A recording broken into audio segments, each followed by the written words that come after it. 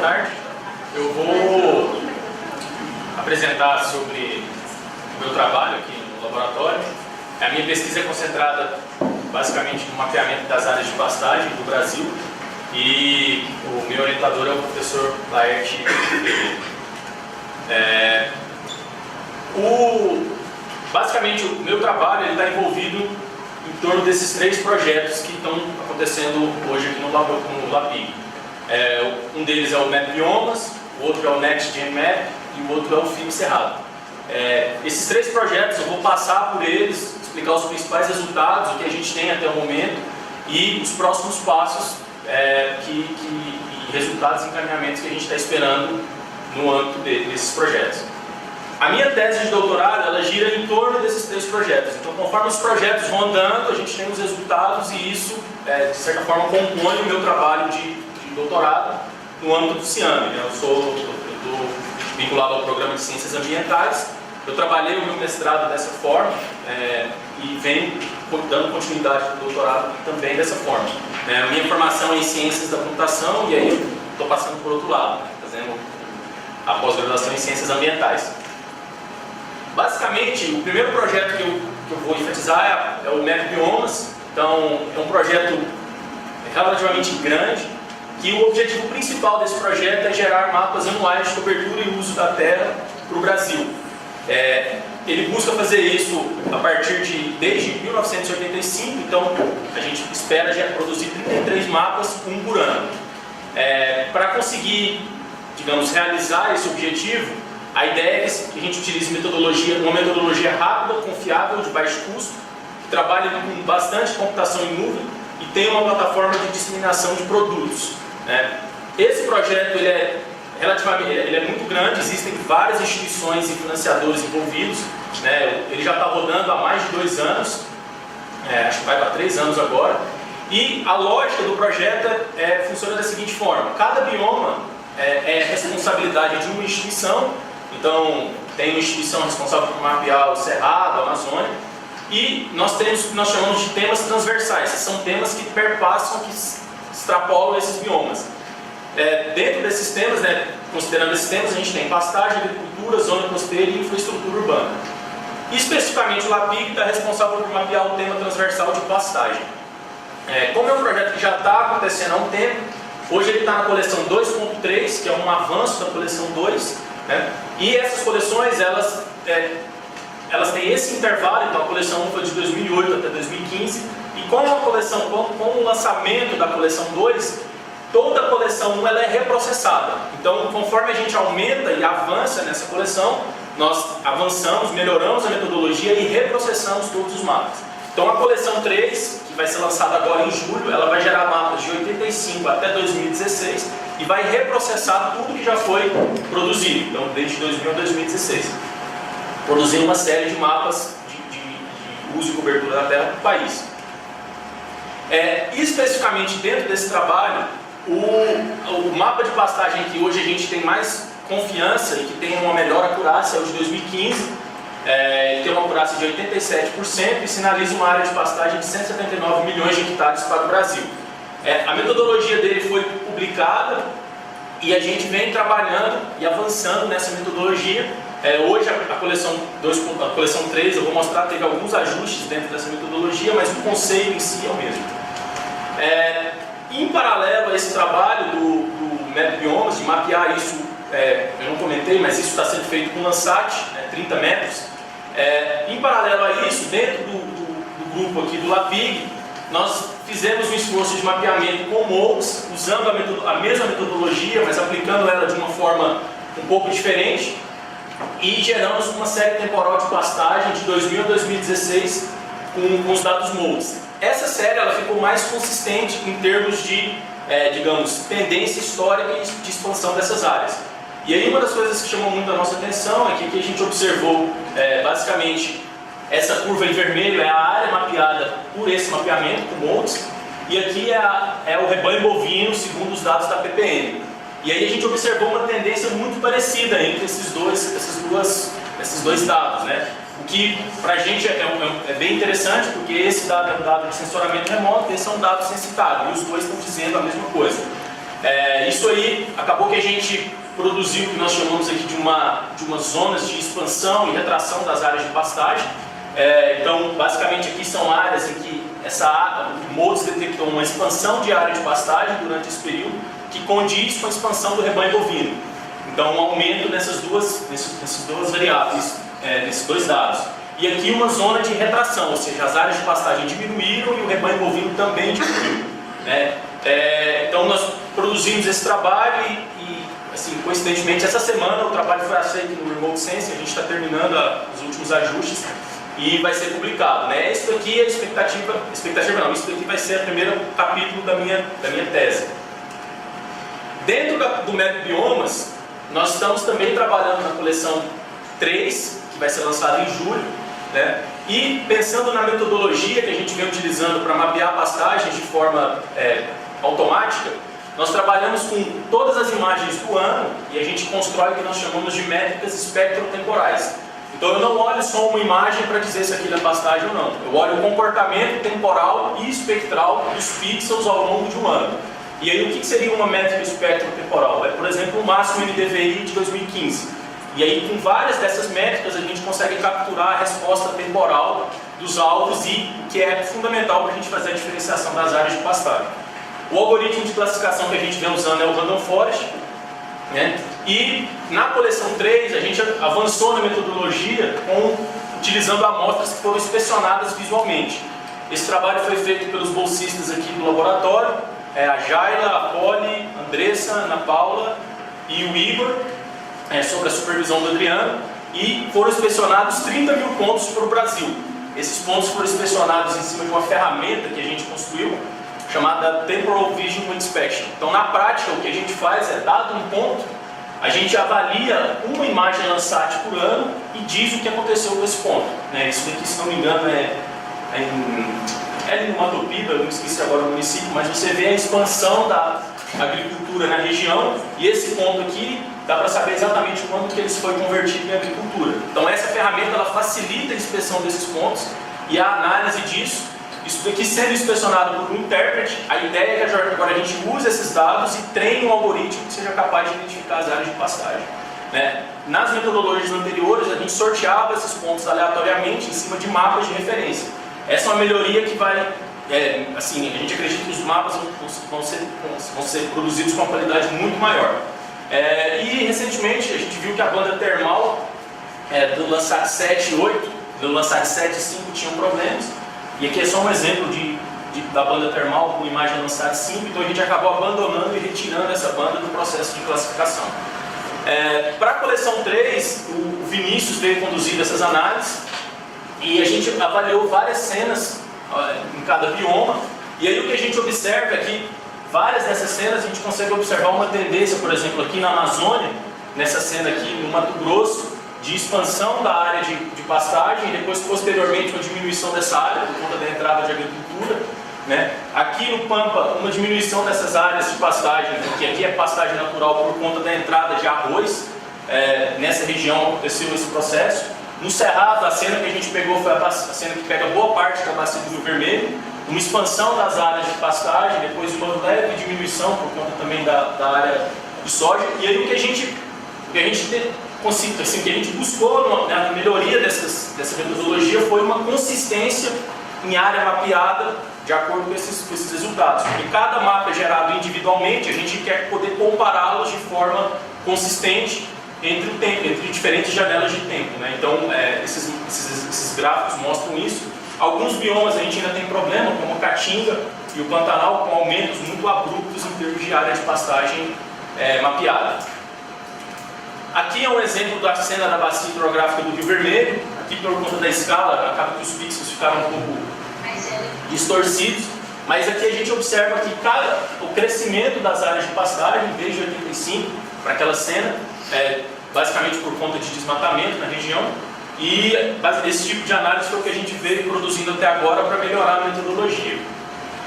No Pampa, no Pantanal, e no Pampa também, mas mais especificamente no Pantanal, a gente vem, na coleção 3, nós vamos buscar uma diferenciação entre pasto plantado e pasto natural.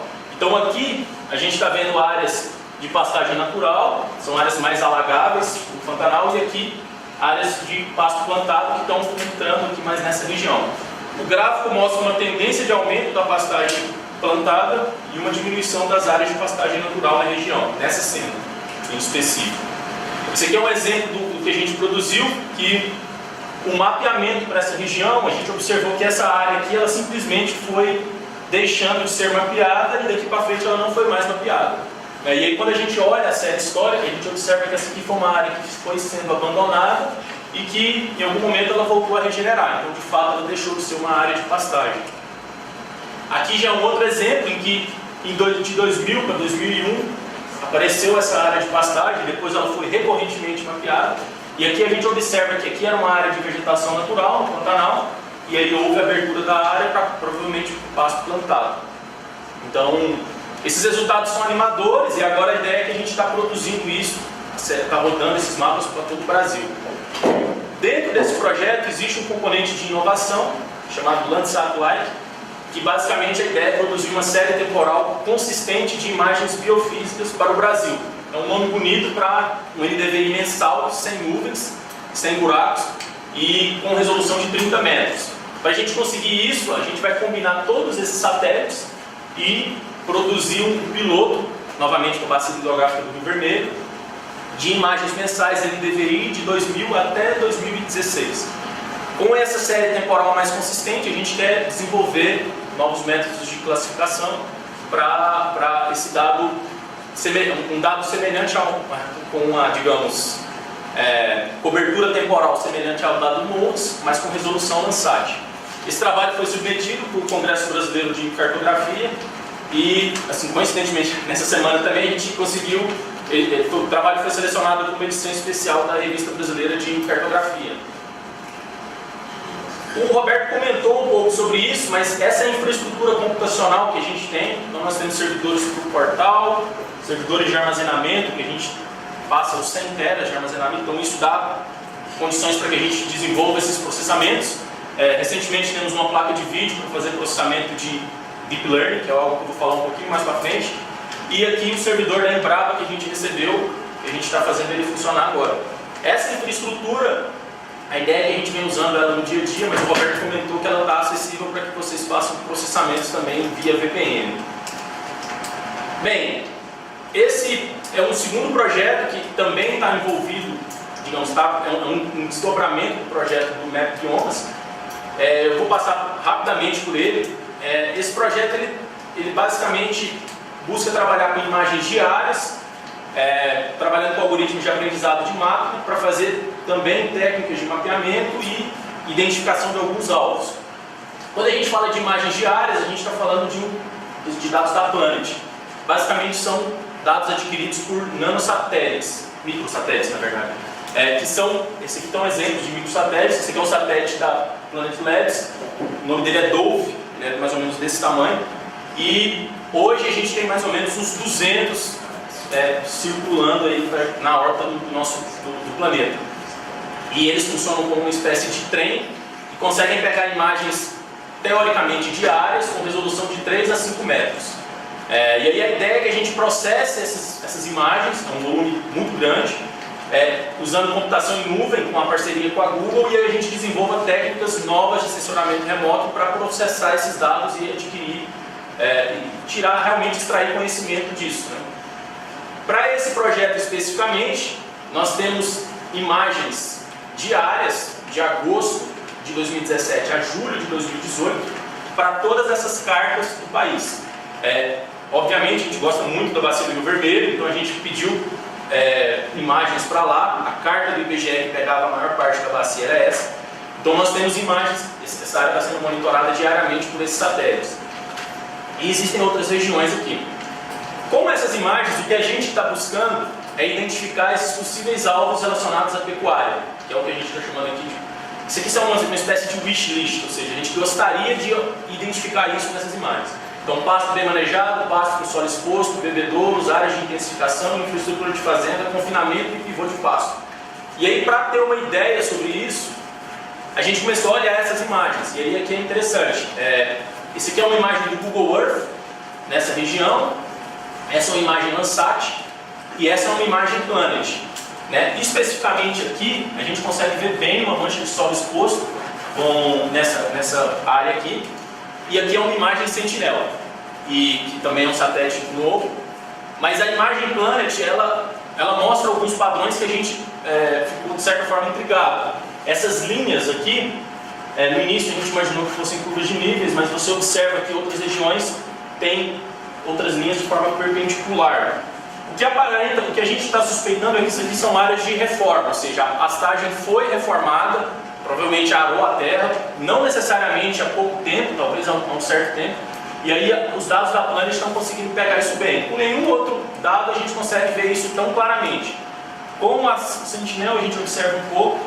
Para tirar essa dúvida, a gente quer em campo, por isso que é importante ter a informação aqui perto, para poder verificar se realmente é isso, e se for isso, a gente procurar esses padrões a partir de algoritmos de aprendizado de máquina. Essa é uma outra região aqui, e a gente tem a rotação aqui de pasto, né? Com o Landsat a gente vê isso, e com a Planet a gente vê isso. O que é interessante é que a gente observa claramente que essas pastagens aqui, elas são diferentes dessas pastagens. Isso pode ser, às vezes, por rotação do próprio gado, pode ser uma espécie diferente, a gente ainda não sabe, e a ideia é que a gente vai em campo para poder verificar isso. Então isso não fica tão claro.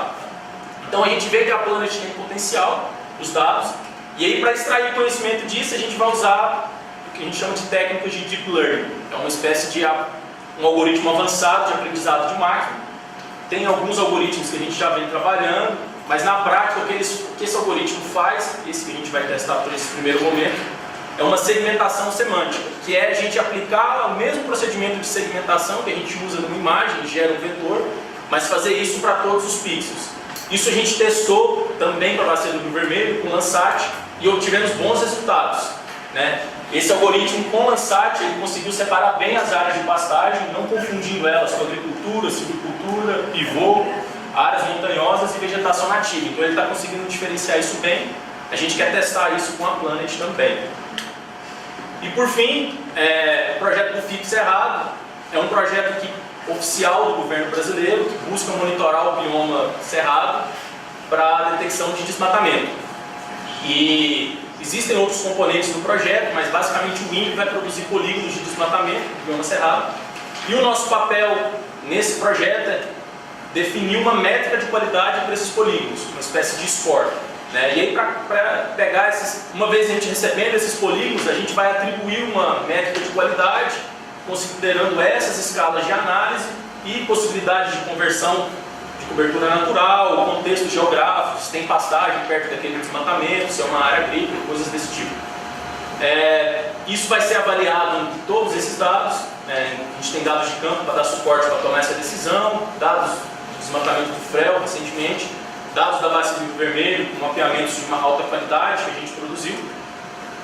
E a gente teve uma reunião no início do ano com eles, ficou decidido também que a gente vai fazer uma análise de acurácia, usando a máscara antrópica deles, que é o que eles usam para detectar desmatamento, e os polígonos de desmatamento de 2015, 2016 e 2017. Provavelmente vai sair no final desse mês esses polígonos.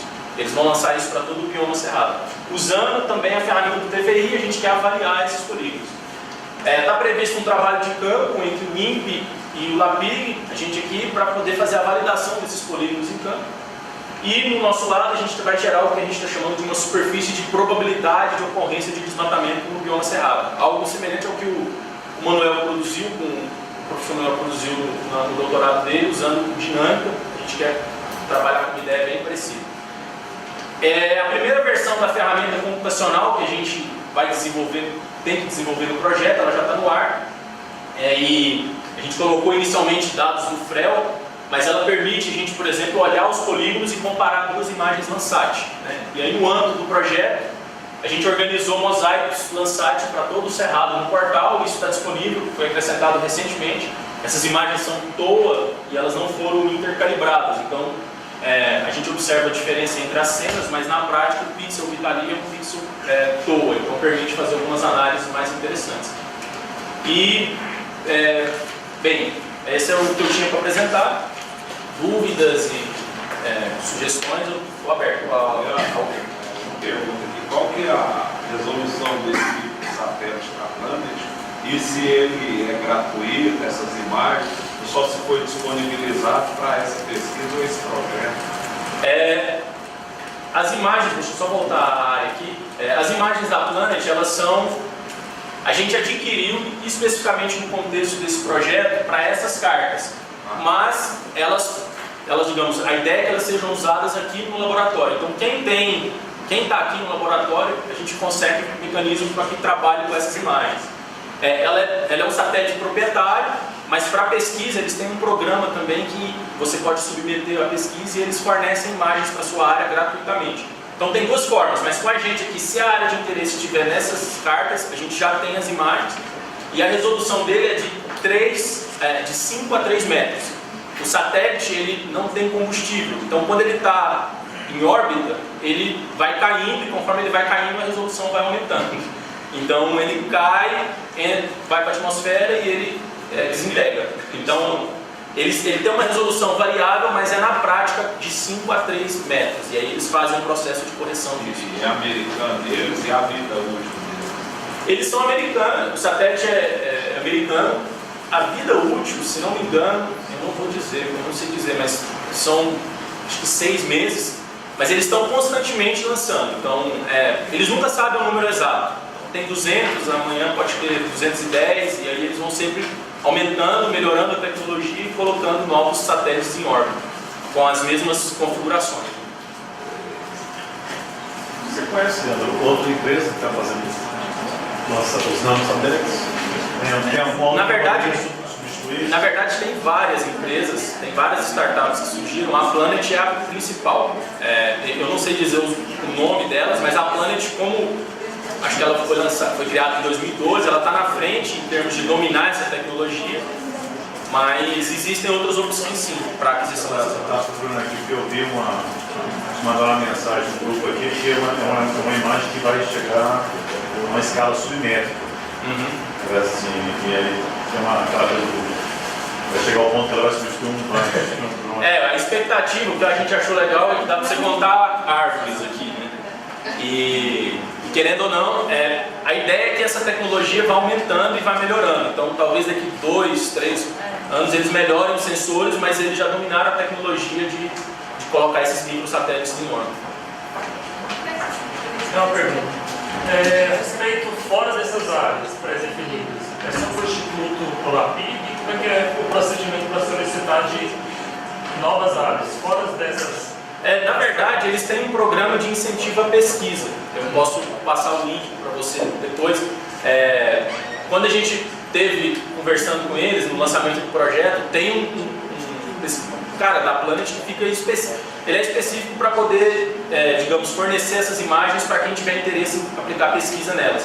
Então, basicamente é só o processo eu não fiz, mas você preenche um formulário, explica o seu objetivo. E eles têm todo o interesse em fornecer as imagens para você porque eles querem disseminar a utilização.